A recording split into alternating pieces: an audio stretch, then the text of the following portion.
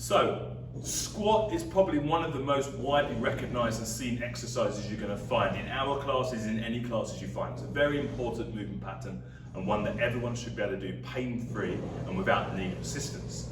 This is here to show you to go from absolute basic to all the way up to nice and strong. So we're not going to take any weight today.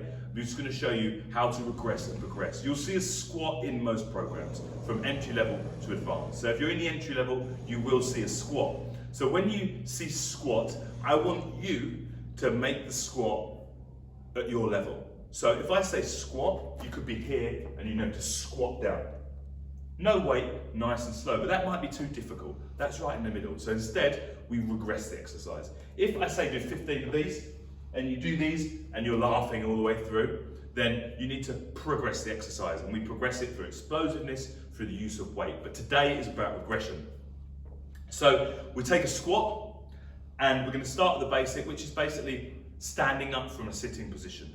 Most people can do that, but you might notice that you always use your hand to get up. That's something often that people do all the time and you don't think about it. Just same as getting up off the floor, you have to, you might find that you moan or something hurts and you forget about it because you do it once. You get out of bed in the morning, you go, ooh, and then you get on with your day. That shouldn't happen. You need to move pain-free and you need to move confidently. And you shouldn't worry about, oh, I'm getting into bed or I'm sitting down, I better support myself because my knee, my hip or something hurts. If that happens, that's a problem. It doesn't matter how old you are, you shouldn't hurt when you do a movement. If you do, it can be fixed. You speak to someone like us, or if it's an actual problem, we'll put you onto a physio.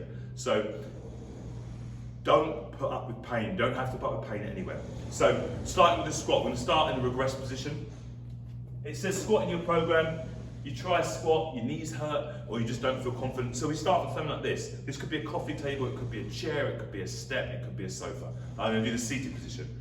I'm going to take a wide stance, so it's actually slightly wider than my hips, toes turned out. We don't want to come too close, that puts too much pressure on the knees. I want you to put your weight in the heel and the middle of your foot.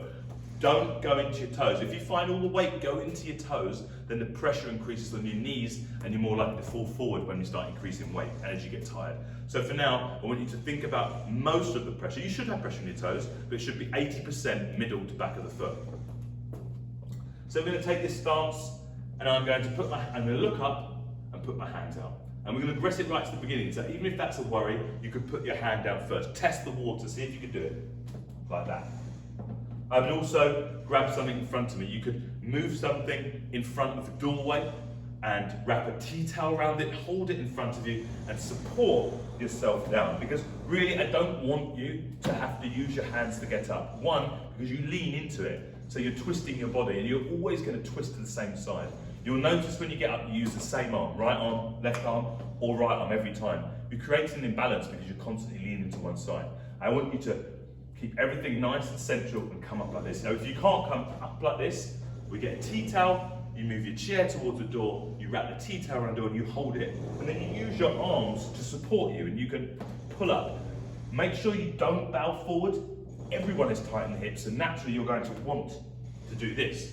So here, you keep your eye out, focus on something in the corner of the room, look at that, you're holding your tea towel, or if you can support yourself without it, you're just going to come up. You're going to drive through your feet, keep your head up, and when you come up, stand fully up as well. Don't finish in this hunched over posture, which will feel very comfortable for most people. Instead, exaggerate it. Shoulders back, chest up, confident, eyeline up, assertive position. Make sure you squeeze the butt, both cheeks. If you're right-footed, a lot of the time, you'll squeeze your right butt cheek harder than your left.